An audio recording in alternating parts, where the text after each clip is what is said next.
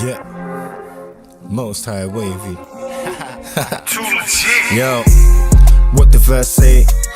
He been with me from the first day, and I feel it ain't just her saying. I just beg you come and join me, I'm at first base. But you be showing pride in the worst way. I'm just saying what I survey. I don't even celebrate my birthday, tryna be least in heaven at the worst case. Listen, yeah, burden on these shoulders, responsibility God putting on his soldiers. Tryna study this, ain't tryna get diplomas, tryna spread the message, I tell you what he told us. Tryna touch kids, teens and no grown-ups. And I mean souls, don't take me for Greek Roman. Nah, don't take me for Greek Roman. What's the point in following them when we've chosen and one that God said he put above the rest? That's one fact I'm looking to address. Faith, it pays off, just put it to the test. I don't wanna see you moving in the flesh, but some won't listen up because they hate me. I'm just trying to show the Most High is wavy, and he saved my life when I was a baby.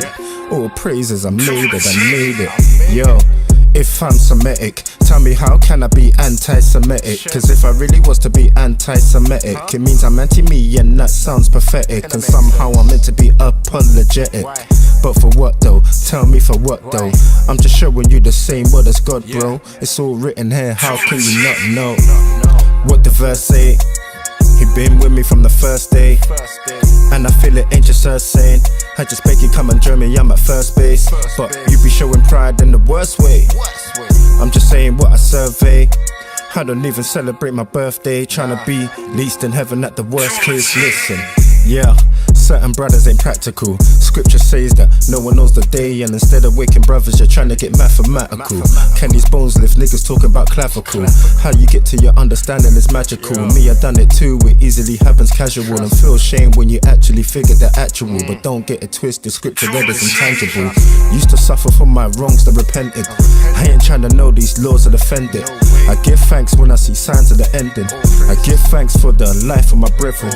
My whole life I felt largely resented, but it's my path and it can't be amended. The whole time I was dodging and bending, but why fight when it can't be prevented? If you chosen, you get everything the hard way. Never met a situation that I can't brave. Time crisis, and I ain't talking arcade. I'm just trying to get it right up in these last days. I'm looking at the world and it's a dark place. I'm looking at the things I used to partake in, and can't believe the devil had me always. Now the thought of getting cast out, fam, I can't brace. Listen, what the verse say? He been with me from the first day, and I feel it ain't just her saying. I just beg you come and join me, I'm at first base. But you be showing pride in the worst way. I'm just saying what I survey. I don't even celebrate my birthday, tryna be least in heaven at the worst case. Listen, yeah, I'm just trying to show the Most High's wavy. Yeah, I'm just trying to show the Most High's wavy. Yeah, I'm just trying to show the Most High's wavy. Yeah, I'm just trying to show the Most High's wavy.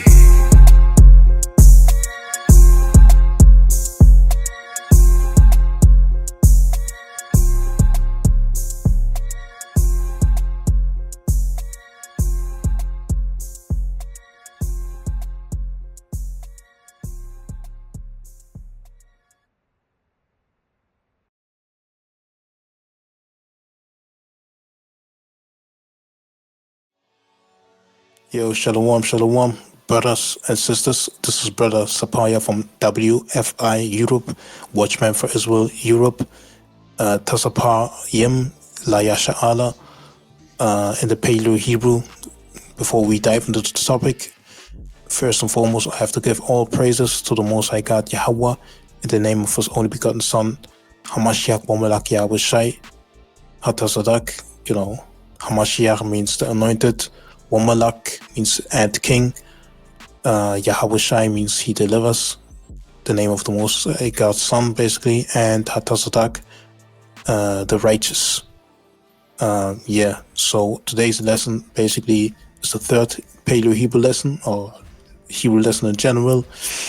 It's about pronominal pronouns and preposition, basically. We'll watch the time. Shouldn't be that long, but at the same time we don't want to lose track of any accuracy as well. So yeah, just keep it factual, but clear as well. So yeah, and we will reserve most of the things for the upcoming lessons, so it's not too muddy or too long as well, most are willing. So let's dive into it. So prepared something. So as we do in every lesson, or what I always try to keep consistent, is having a recap of what we did the last lesson, to catch everybody and also refresh your mind always, so you know always what's going on, you know. So we have a recap, real quick speed run. So we have a recap, you know, we had first and foremost the connectors, then the pluralization rules, then the personal pronouns, and then the possessive adjectives.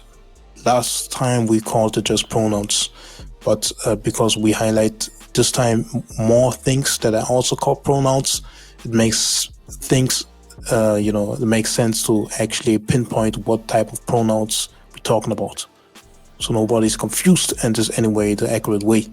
So let's start from left to right. So we have the connectors first and foremost. You know, small definitions. You know, connects two characters by dropping the last R sound. Then we have three cases, you know, in the Paleo. In the case of I, the A letter is dropped. In the case of Cha, both A letters are dropped. And the last letter, if the last letter is Taza, both A letters are dropped and you get Ts, you know, as a syllable, because Taza is a unique own Hebrew letter as well. You have the Ta and the Za, you know, separately as well, but there's another letter that's Taza, and you know, that letter you will treat it like this. So notes regarding connectors. Connectors aren't part of the Hebrew alphabet itself, but are used to help understanding how to put letters together and pronounce it the right way. For example, I have an example, even in the, you know, in the preschool or pre-elementary school, or even the first grade or something like that, you have syllables clapping, right? So you might already know how to talk and how to speak, even, you know, because I learned it from childhood and when I grow up and stuff like that, especially in natural speakers. But to help emphasize, you know, how to put words together and stuff like that, the kids learning how to clap syllables to make it even more natural to them, and understanding, you know, how to frame words and stuff like that even more intuitive. So that's just an example. The clapping, you know, you're not clapping when you're 18 years old or something like that. Nobody claps around. And you're also not writing down the claps in the script itself. But since you practice it, now you know how to put it together, similar as the connectors. Yeah. So nothing to be neglected if you know, how to actually come to the conclusion to the connectors as well. As you have in the modern Hebrew, for example, the matrice lectionis and stuff like that, which is way more complicated. Actually, the root of it makes no sense, but there are certain points of it, you know, I believe extrapolated as well, that you can see back, reverted back to the Paleo Hebrew, basically, where you have also something like connectors, which is pretty useful, which is not in the script itself, but useful to have as a learner. So these were these examples. And then we're finding the first example, we use the first root word in the alphabet, which is alap, stemming from the first letter A, which the numerical value of the root word alap, which means cattle, is 1000, by the way. Just as a reminder, the Hebrew script, we read it always from right to left, just like Arabic script as well, for example, which is another so-called Semitic or Shemitic script. And it's like from right to left, so we have the A, the La, and the Pa. And this is the letters that you see in the script that the alap is consisting of in the Paleo Hebrew. Then we have the renderization, or a type of way to break it down. We have the A, the La, and the Pa, and you see the green thing right there, that's the connector. So the La and the Pa is connected, and the A letter of the Pa is dropping away, so we have the A, Lap, instead of the A, La, Pa, like pronounced over there. That's the first example. Then we have the Bayaf, which consists of the Ba, Ya, and Tha. Ba, Ya, and Tha. Yeah. Means tent or house, as you can see. and then the renderization from right to left with the ba, the ya, and the tha. The ya and the tha is connected, so the a sound of the tha is dropping away. So instead of ba, ya, tha, you have bayath, bayath.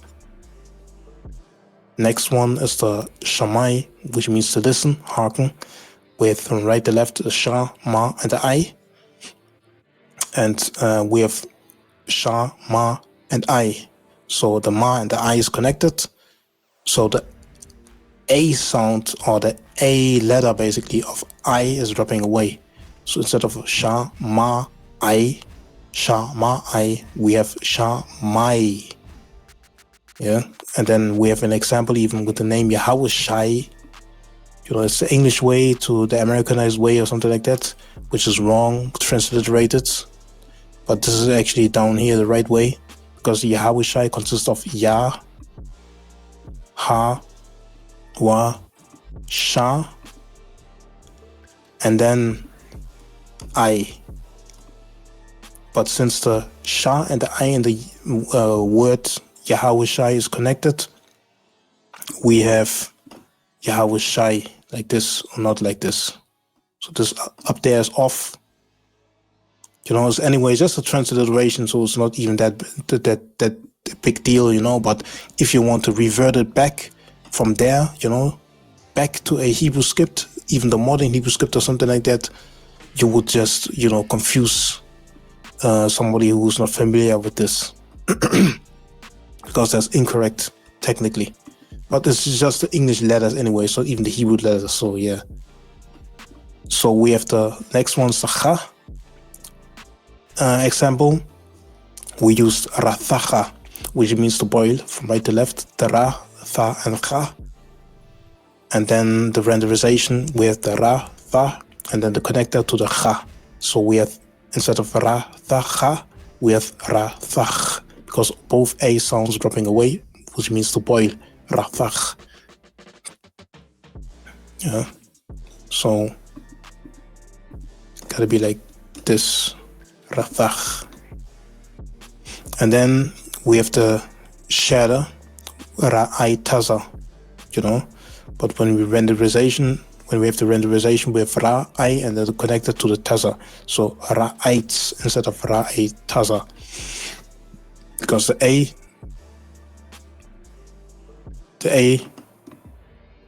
of the Ta is dropping away, and this is, as you can see, one Hebrew letter itself, the Taza. Yeah, so that was the connector. Time phrases. So we have the pluralization rule the next. So we have female and male. Use the waf for the female pluralization form and the yam for the male pluralization form. Let's start from the left, because we can transition very nicely to the male, because an example about the female as well. So the rules are, you add that waf after a noun, waf, so the wa and the tha is connected. And we use the example alap again, which is a cattle. So we can use a cattle that can be also, female, obviously. So we have a cow, and then we add the waf behind it. So we have the a, la, and pa, and the alap, meaning the la and the pa is connected. So we have alap, and then we have the waf behind it, which means, for example, instead of one cow, we have now multiple cows. And then, the waf basically will be used if you solely only speaking to females, groups of only feminine persons basically, or entities. Or with the exception of the plural rule, for example, words that end with the na or tha letter are feminine. It can be a root word. We're talking about the root word when we talk about this root. A word then which ends with the na, which is connected, like han, for example, something like that. It's even just like it's a pronominal suffix or personal pronoun when I'm not mistaken. But just to make an example of a word construction, basically when it ends with the end syllable, but it's not the na syllable, then and it's a root word if it's nothing added before or after something, then you use basically the wath when you want to pluralize it. The same thing with the tha. It can be fully pronounced tha, or can end with the tha. End with the th, basically, when it's connected. Because the script anyway, there has no connectors. So you can only pluralize them in feminine plural form. So you can't use a word that's naturally is default because it ends with na or tha in the root word. You can't use now yam to make it plural. So then with the yam, the male side, you add the yam behind the word, a noun, to make it plural. So we have the alap again, the cattle, and then you add the yam behind it, alap, yam. From one ox, for example, you got now multiple oxen, and notes. You can only make nouns plural, because this pluralization rule itself, that only applies to, nouns itself. And different way to pluralize different things like verbs, adverbs, prepositions, or something like that. Actually, verbs and objects, for example, you do it with different rules, but not with this yam or wath rule. It's only preserved exclusively to nouns. So the next note is this will be used if you speak to males or groups containing any male person, and, he was, the dominant form of the language is masculine, unless just females are addressed or spoken of. So then we had one example, big example that,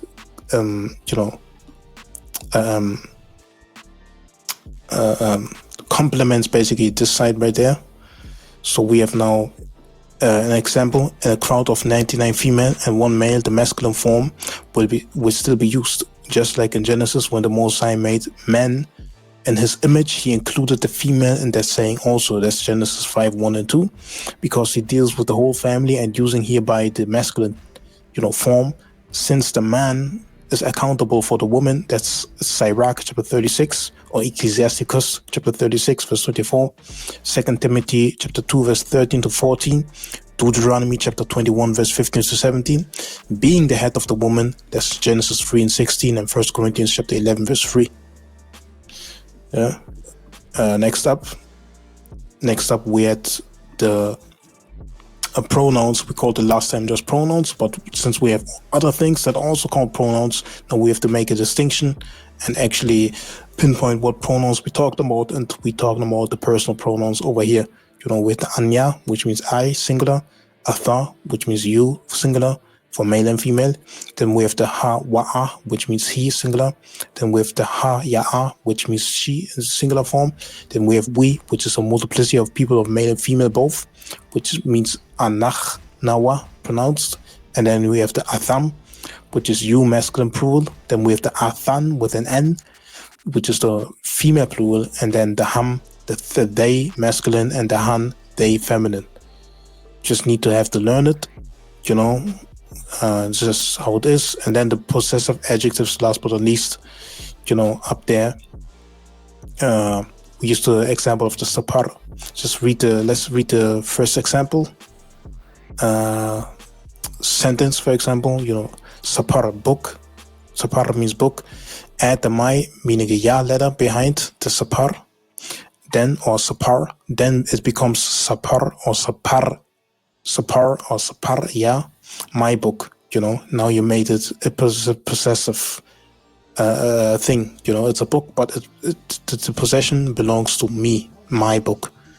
When plural is used to talk about multiple books, you can use, for example, as in her books, add yaha to make it sapar yaha. As you can see here, it's her. So we're talking about one person, one singular person, but that one singular person has now multiple books. Her books, multiple, and very unique. Ya, is for singular and plural. It can be talking about one book, but also multiple books when you have saparia. But yeah, that's very unique. So that's a possessive adjective. And then essential rule, instead of my book in the English, it would be book of my or book of me in the Hebrew. So it's always first the noun, then the adjective afterwards, Then we have the example, one book, singular book, and then multiple books. The first is one singular noun, when one singular article or slash thing of an entity is addressed. You have the sapar as the root word, and then we have an example. So one singular example is, for example, your book, which is male and female. So you add the ka, which we see up here, means your. So sapar, the root word, and then you add the ka behind it, which means your singular book, your one person and your one book we are talking about. And then we have your masculine plural, which is a multiplicity of people, which can be, again, like we saw right there, a crowd of 99 female, 80 female, but, like one male or something like that, or two male. We're still using, the masculine plural form instead of the feminine plural form. The feminine plural form would be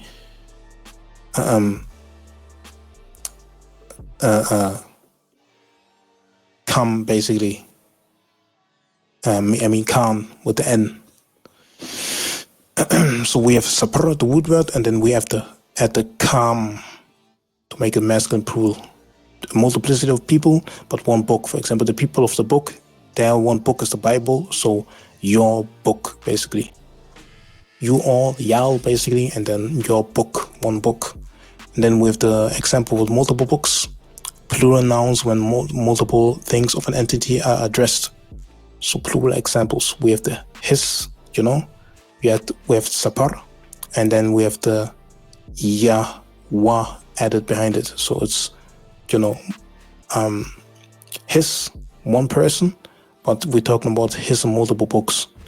And then we have,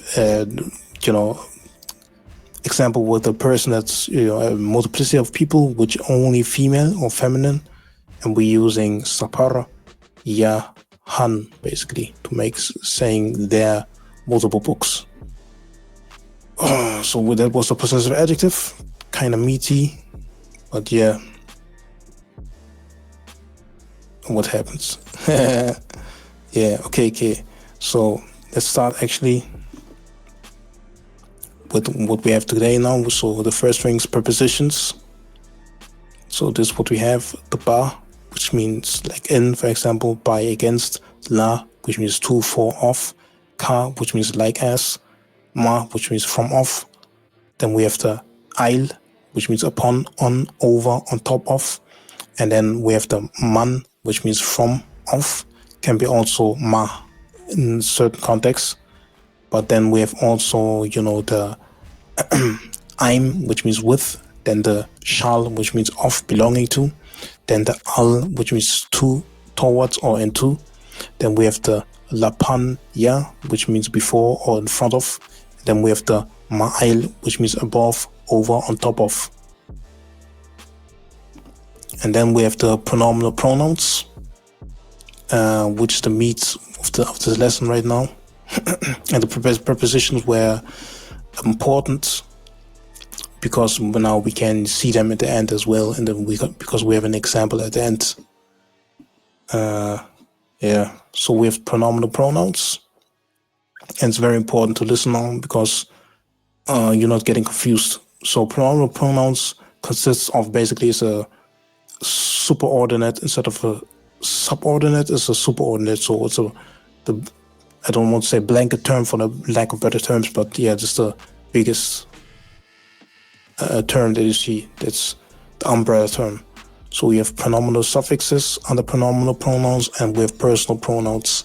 Personal pronouns, we saw them already, Personal pronouns are, for example, like I, you, he, she, we, you, they. And they're, replacing in a sentence the noun, the subject, basically, They're a replacement, a substitute for a subject or a noun in the sentence. For example, your name is Barak, and my name is, for example, Barak as well as a for, instead of instead of Barak, my name is Barak, I am Barak, for example, I would say Anya because my name is Barak. If the person that in front of you, for example, his name is Barak, and you are talking to, that person eye to eye, and you're talking to, like in the you form, I'm talking to you, basically, and that person that you're talking to is called Barak or Mike or whatever, another name, then you can use you instead of the names, the person's name, basically. Same thing with he and stuff like that, right? That's a function basically of a personal pronoun, which is not the same thing with like an object in a sentence, which makes sense in the syntax later on, but we will not focus on necessarily in this thing. So that's why atha, for example, is not used when you have already another subject in the sentence. Because last but not least, when I checked, you have only one subject always in the sentence.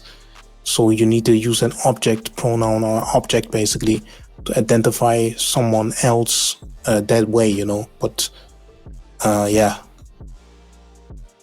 So yeah, I just said that so you can rewind it as well later on the system. So again, pronominal pronouns consists of personal pronouns, one section, and the other subcategory is pronominal suffixes, which splits again into possessive adjectives and object pronouns. Then the possessive adjectives, these are the things that we are now familiar with, most are willing. These are the things, they're similar like adjectives, in the English, for example, because they always describe something, and they denote, first and foremost, possession, possession. That's why they're called possessive adjectives. Denote possession, and they're suffixes, pronominal suffixes. A suffix is something that you always add behind the word. A prefix is something that you add before a word. So suffix, pronominal suffix, is like a pronoun, something like that you add behind the word. When it comes to the possessive adjectives, which are also called possessive pronouns in some cases, in some scholarly sources, these things you always add when it comes to nouns in particular, not verbs or something, but nouns. And when it comes to the new thing that you didn't know about now, is object pronouns. Object pronouns, as you can see down here in the book, I believe there's, I don't know which page that is. Let me see real quick. Page 87 in the complete ancient Hebrew workbook. The elder said pronominal pronouns, but I pinpointed even more, there's actually object pronouns due to research. And I got sources as well in the sec, here and there.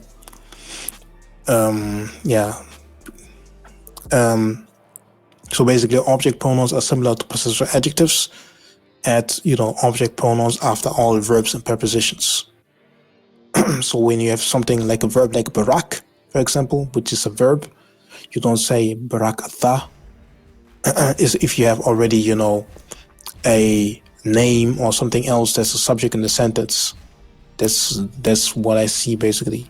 You could use then a object pronoun to talk to atha, to you basically. And the you, which is also here, you see that there's a you, an object pronoun, but there's also a you and a personal pronoun.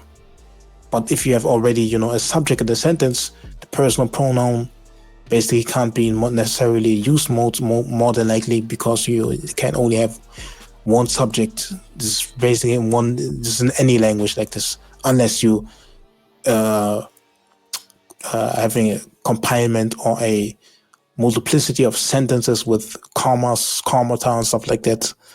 But I don't see that in the Hebrew necessarily.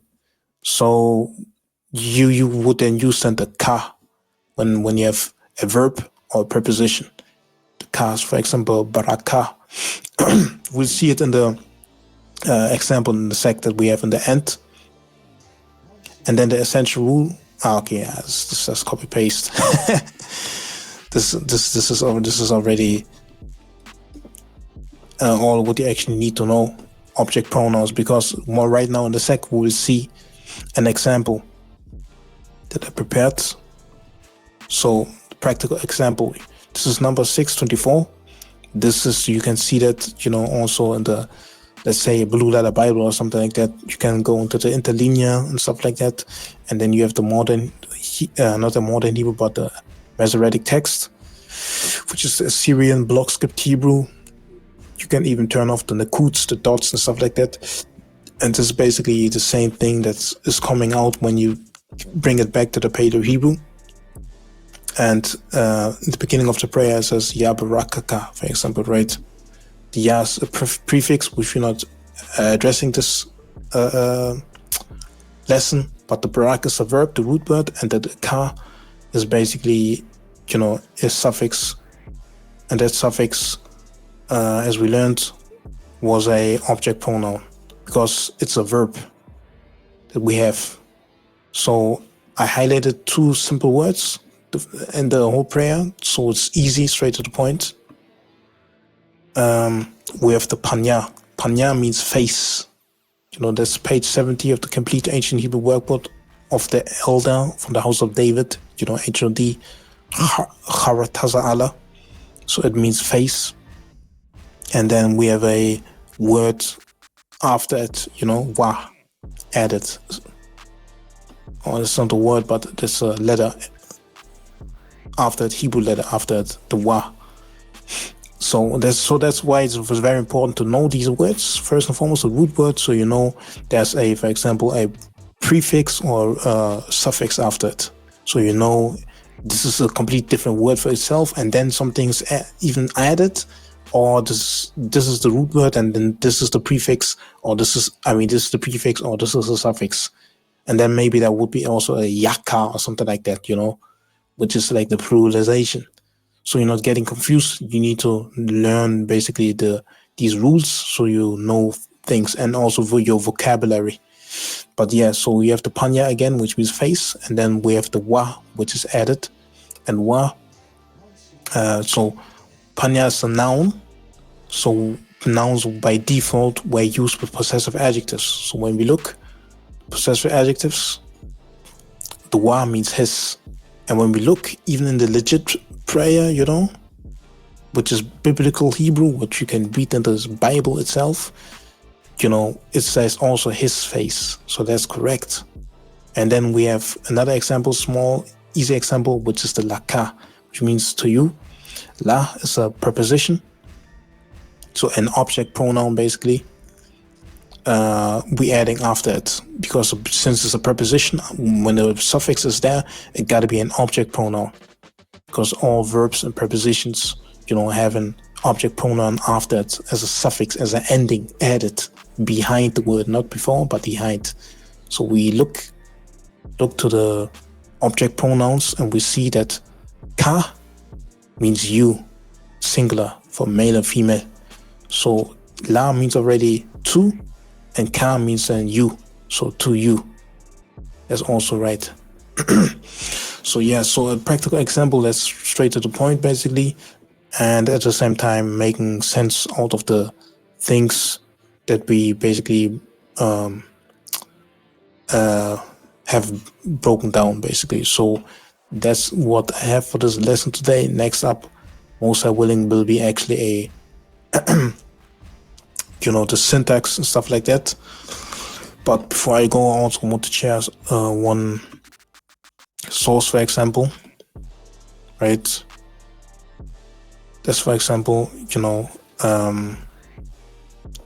Gary D, Practical, and Miles V. Van Pelt. People in linguistic studies and stuff like that, and you see even, the point number 2, pronominal suffixes can be either possessive, which, for example, are possessive adjectives, also called possessive pronouns.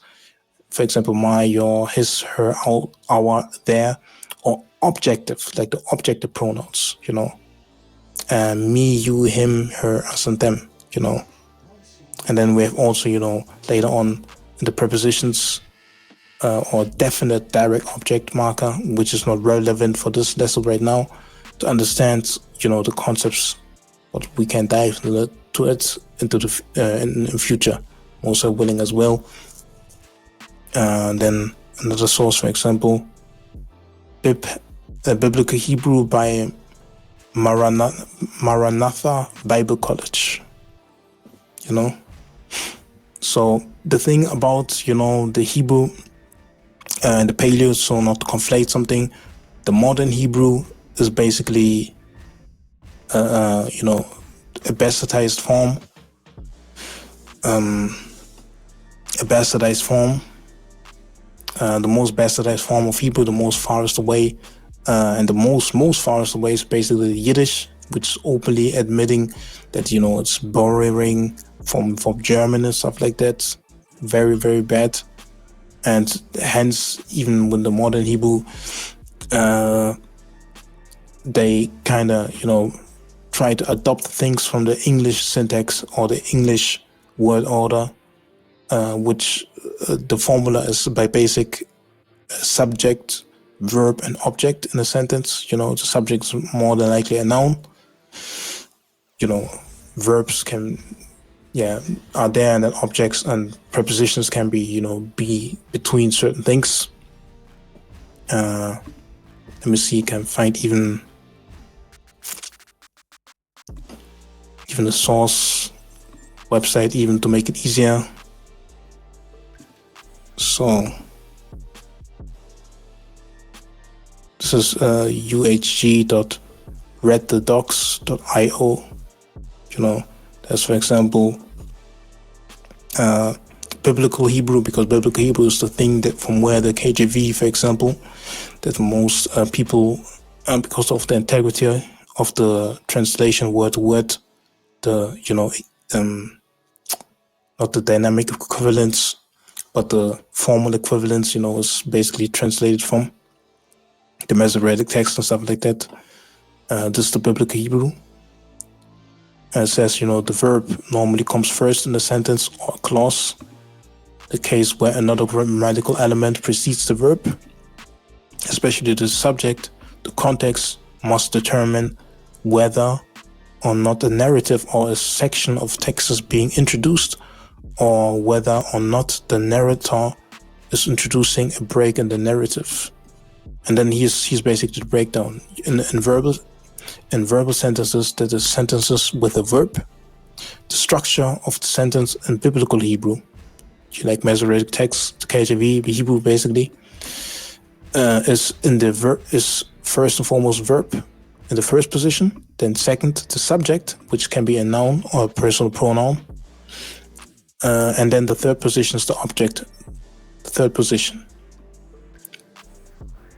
Other grammatical elements such as adverb, for example, prepositional phrases, or preposition itself, discourse, particle, and so on, can be inserted at various points within that general sentence structure. So other things outside of verb, subject, and object can be basically switched around a little bit, And then this one last sentence as well. In most cases, variations from the standard word order are for literary reasons or to add some emphasis, usually on the word moved to the beginning of the sentence, but this does not fundamentally change the meaning. So basically what it's saying, the Hebrew is very flexible basically with changing here and there things when it comes to syntax. But generally the guideline itself is that right there, the verb, the Biblical Hebrew, not the modern Hebrew, the Biblical, so the Hebrew that we subscribe to. The verb, then the subject, which can be a noun or personal pronoun, for example, and then the object, which is the thing that receives something. When I bless you, for example, instead of, like I could say barakah, for example. Like barak means bless, and then ka is a suffix, and that suffix, that ending, was a pronominal suffix, which is an object pronoun, instead of possessor adjective, because possessor adjectives, again, are only, to nouns. But object pronouns are added onto verbs or prepositions, you know.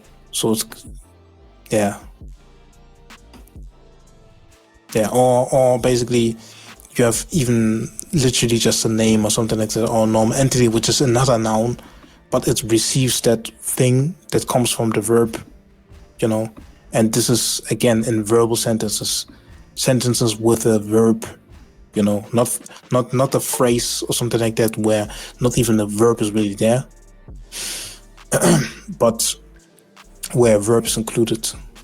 Yeah. And then one last thing here, poetic portions of the Hebrew Bible generally not follow the standard structure for several reasons.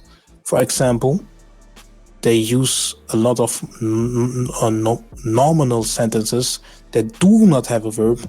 They use parallelisms where the same thought is repeated twice, so like for emphasis, as well as other poetic tools, you know, to rhyme things and all that stuff. So yeah. And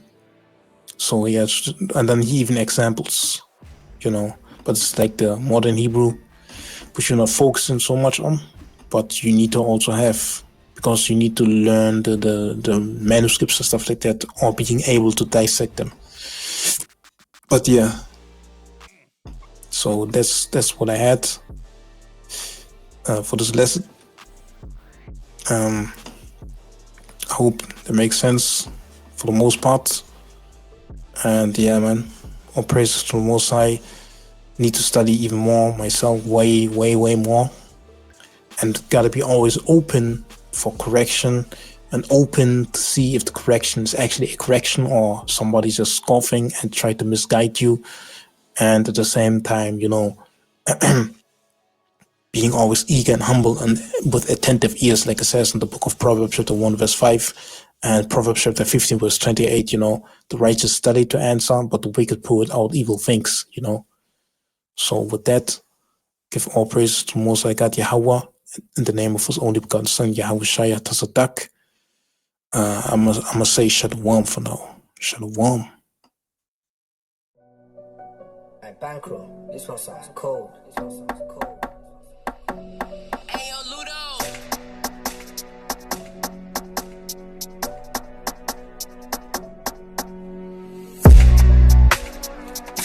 All black, say the same anyway. True.